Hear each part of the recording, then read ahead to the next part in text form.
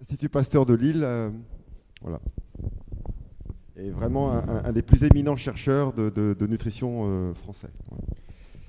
Merci beaucoup Jean-Marc Robin de cet accueil. Merci également au professeur Schrabi de son exposé excellent qui a parfaitement préparé le terrain pour le mien. Et puis je remercie également tous les amis du Maroc et le congrès du CINES de m'avoir donné l'opportunité d'être avec vous ce matin pour vous parler des complications de l'obésité. Donc j'interviendrai ici plutôt en tant que clinicien puisque j'ai une activité de recherche également à l'Institut Pasteur de Lille, mais je suis également clinicien. Et donc les complications de l'obésité, on a l'impression qu'on sait tout quand on parle de l'obésité.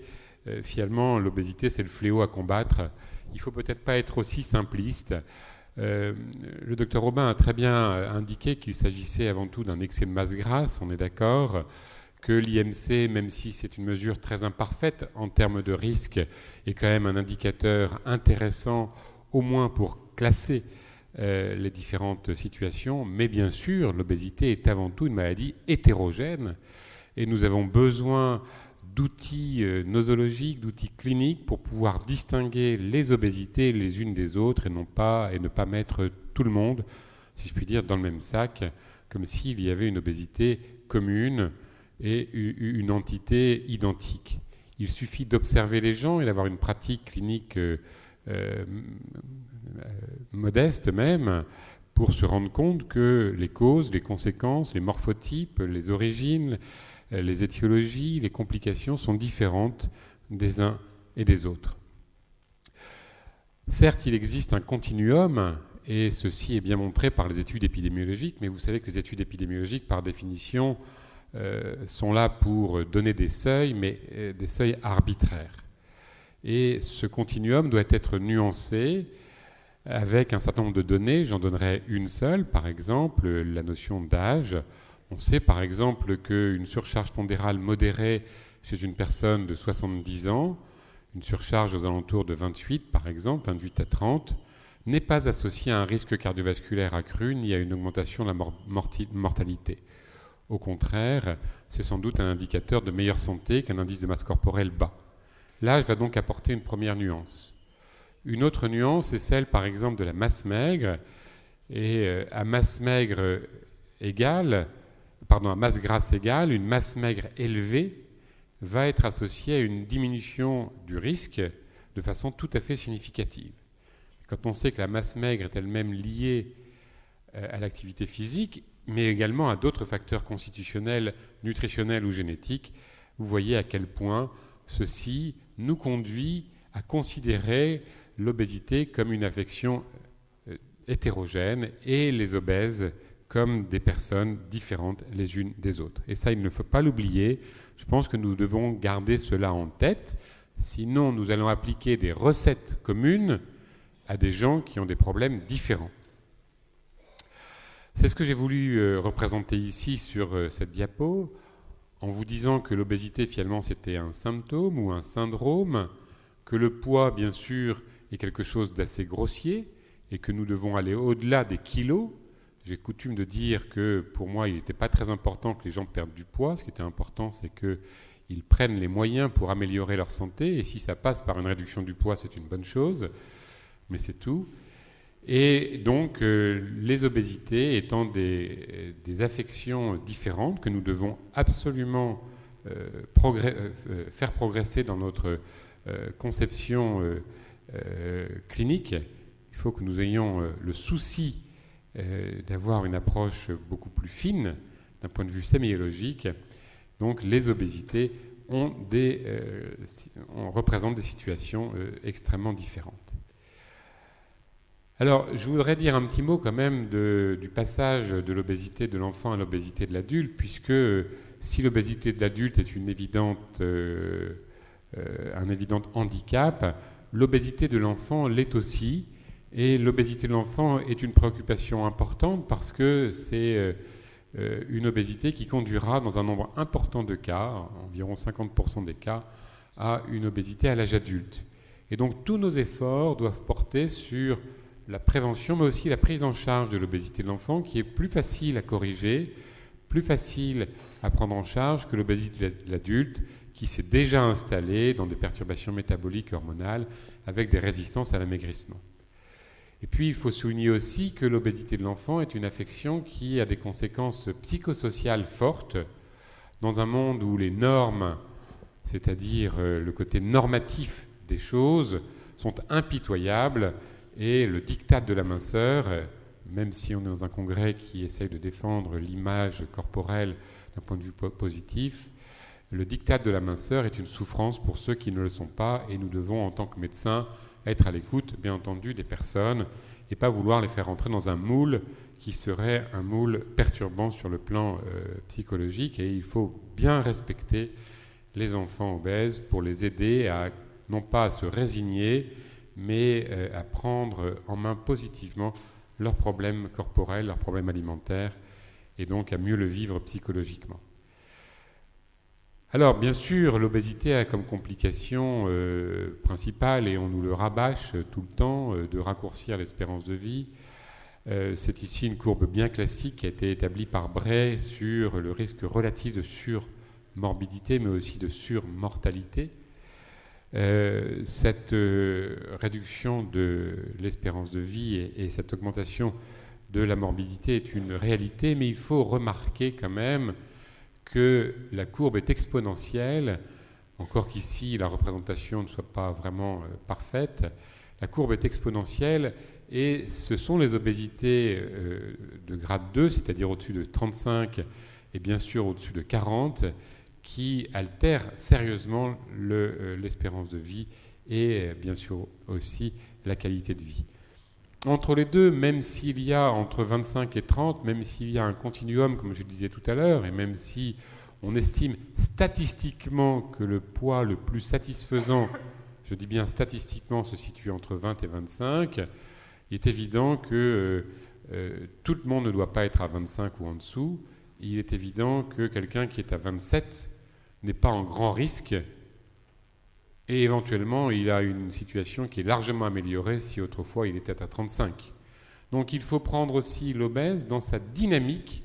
Il est très important de ne pas avoir une approche statique, et il est très important de ne pas vouloir calquer pour tout le monde un même indice de masse corporelle.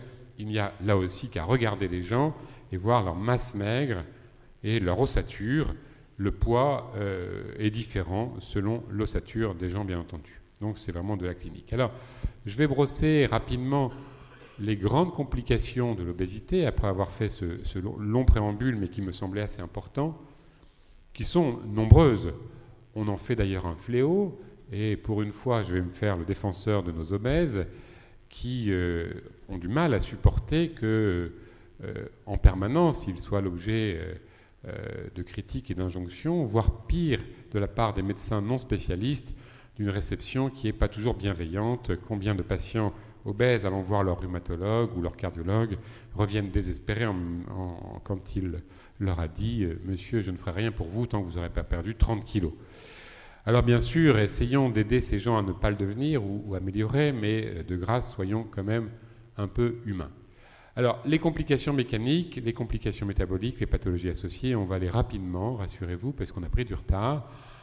Ça ferait un peu catalogue, donc je vais essayer de représenter ça de façon assez simple. C'est d'abord une gêne que les gens ressentent, et quand ils viennent nous voir, c'est pas parce qu'ils ont des maladies, c'est souvent parce qu'ils sont gênés. Et malheureusement, ils sont gênés alors que les maladies ont déjà commencé, et on aimerait bien qu'ils soient gênés avant. Ils ne sont pas gênés tout de suite. Quand ils commencent à être gênés, ils sont déjà bien atteints, et c'est une gêne dans la vie quotidienne.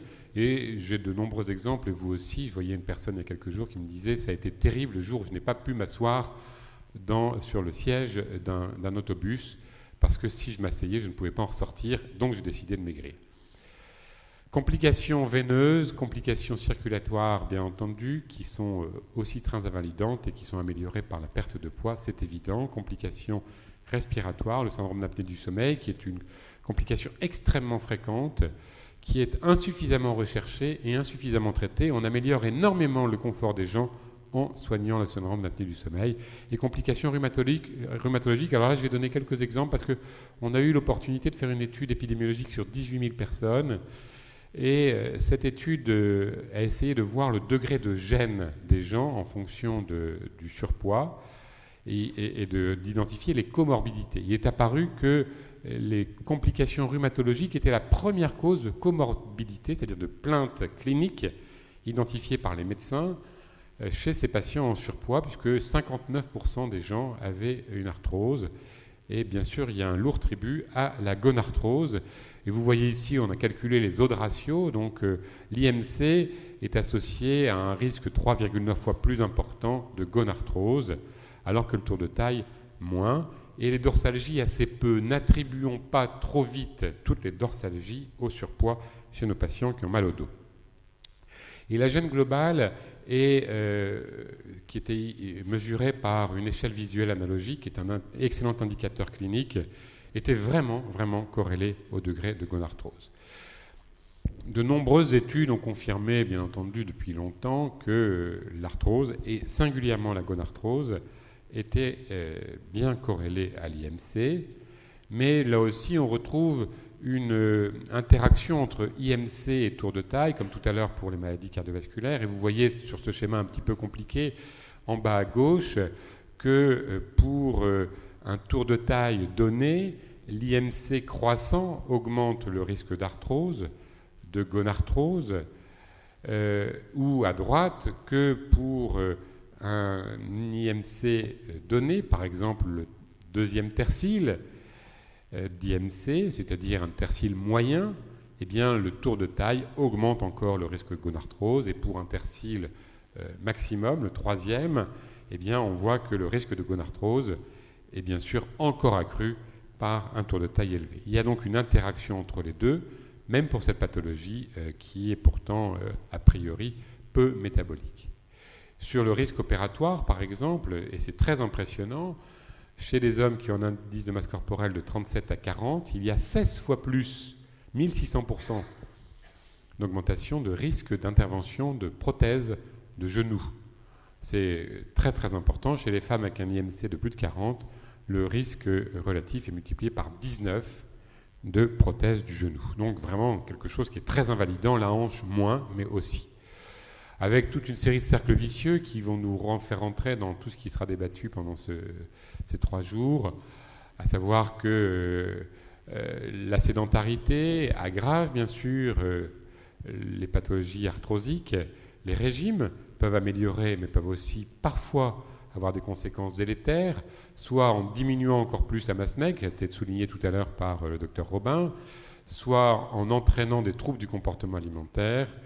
Et donc, il faut qu'on soit extrêmement prudent, y compris pour l'activité physique, qui doit être prise avec beaucoup de précautions chez les sujets arthrosiques. Et il y a une véritable réhabilitation à faire avant de les mettre sur un tapis roulant ou sur du vélo. C'est quelque chose d'extrêmement compliqué.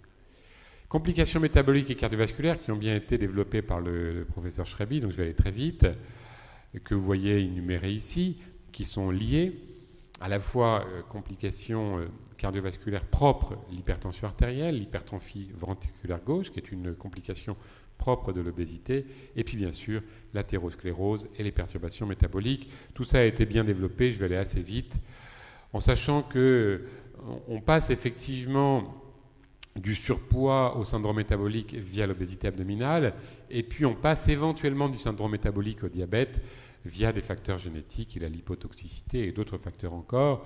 Soulignons l'importance de la génétique qui a été également d'ailleurs rappelée par le docteur Robin tout à l'heure. La génétique fait la différence entre les individus, mais la génétique ne suffit jamais à elle seule à expliquer l'épidémie d'obésité, bien entendu. Par contre, elle peut expliquer en très grande partie l'obésité d'un individu. Mais cette génétique ne s'exprime qu'à la faveur de facteurs d'environnement qui sont inappropriés. Le professeur Frogel, qui travaille à Pasteur avec nous, a montré récemment que la génétique avait un poids énorme, sauf que les enfants qui avaient une activité physique n'avaient plus le poids de la génétique dans leur obésité. Autrement dit, quand une activité physique est importante, la génétique ne s'exprime pas toujours ou ne s'exprime pas du tout. Donc voilà, sur le diabète, je vais passer très très vite. Alors, il faut rappeler que 85% des diabétiques de type 2 sont obèses, mais que seuls 30% des obèses deviendront diabétiques. Il faut aussi rappeler qu'il y a 15% des diabétiques qui ne sont pas obèses. Et donc, obésité et diabète sont associés, mais ne sont pas strictement identiques, bien entendu. Là, c'est sur la tolérance au glucose. Je vais passer très vite puisque ça a été développé. L'obésité gynoïde ne génère pas d'intolérance au glucose, qui n'est pas le cas de l'obésité androïde. Bien entendu, le syndrome métabolique a été bien rappelé avec donc son iceberg, qui est la partie émergente, les 5 critères que vous connaissez, et puis les facteurs favorisants que j'ai mis en bas. Et à l'intérieur, bien sûr, ces perturbations complexes qui sont aujourd'hui très importantes, qui ont été bien rappelées par le docteur Schrabi, donc je vais aller vite là-dessus. Sur le plan du profil lipidique, on peut avoir chez un sujet obèse toutes sortes de choses. D'abord, on peut ne rien avoir. Il y a un certain nombre d'obèses qui n'ont pas du tout de dyslipidémie et ils viennent toujours nous voir en disant « Docteur, vous voyez bien que je mange bien, mes lipides sont normaux. » Alors moi, je leur dis rien parce qu'il faut les rassurer.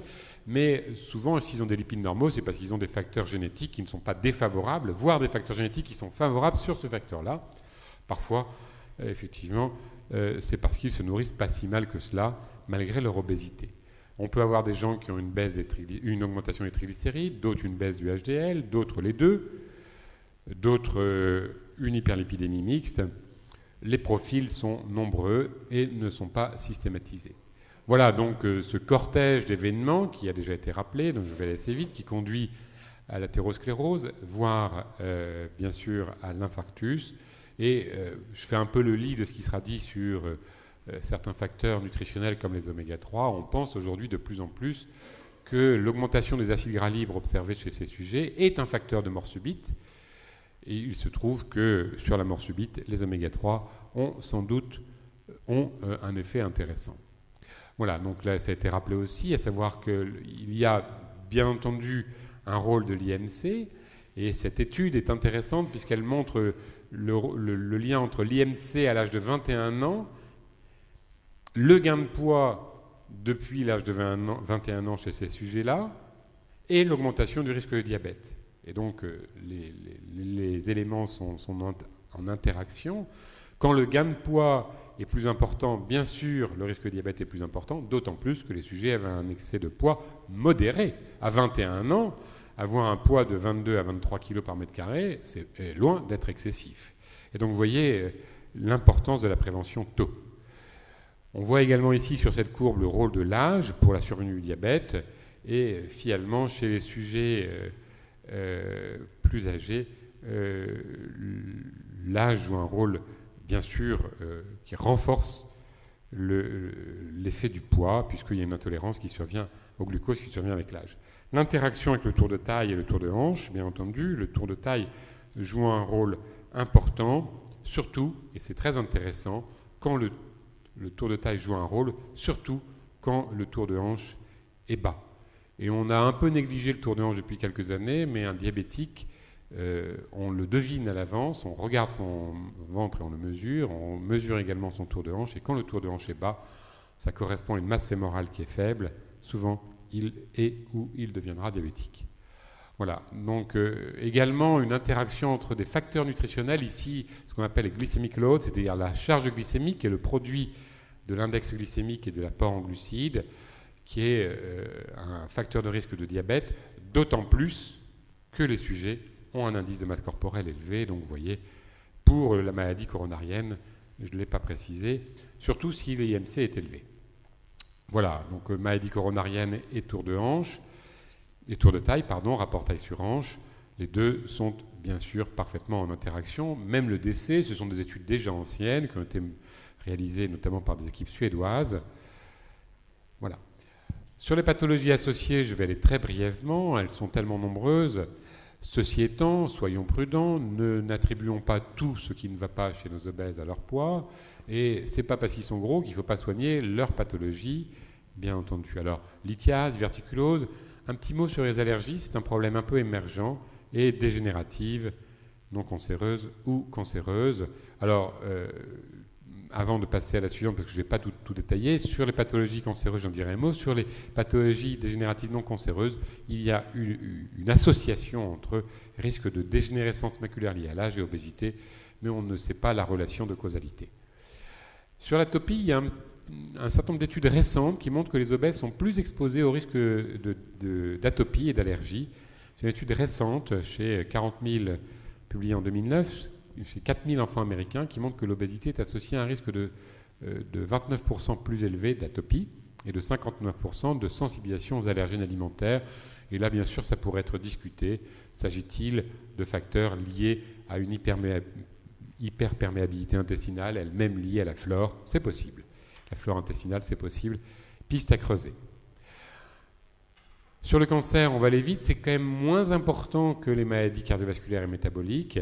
Dans une étude qui avait été publiée en France par l'IRC en 2007, qui a été un petit peu contestée, mais enfin globalement, on estime qu'on attribue 8% du risque de cancer à l'obésité chez les femmes et 2% chez les hommes.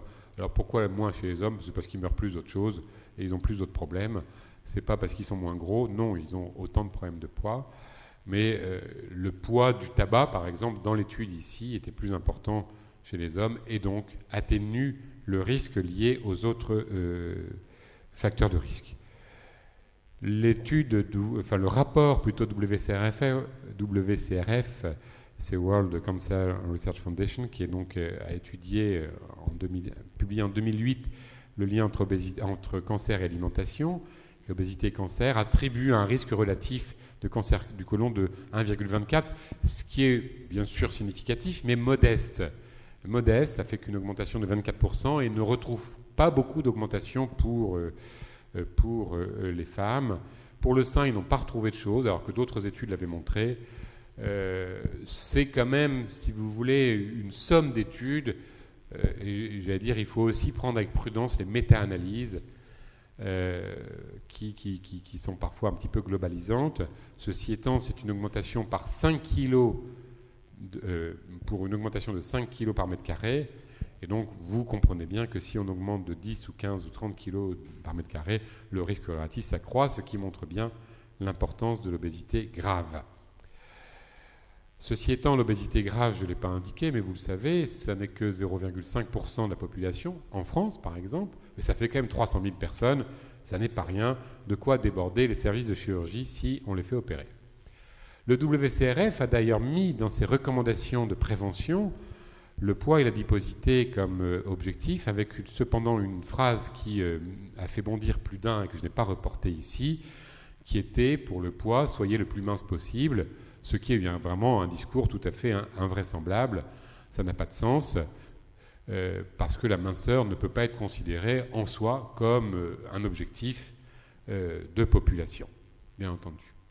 Donc, mais c'est vrai que le surpoids est un problème associé à l'obésité. Enfin, je terminerai sur les conséquences psychosociales qui ne sont pas les moindres et qui nous conduisent à la fois à combattre l'obésité sans combattre les obèses, ce qui est un petit peu le problème que l'on observe dans certains pays, ou avec le discours de certains médias plutôt, ce serait plus juste, qui conduit à une discrimination, qui renforce une image de soi négative et qui est associée très fréquemment à une anxiété et une dépression chez les obèses. Bien sûr, les causes de la dépression chez l'obèse vont largement au-delà des conséquences, j'allais dire,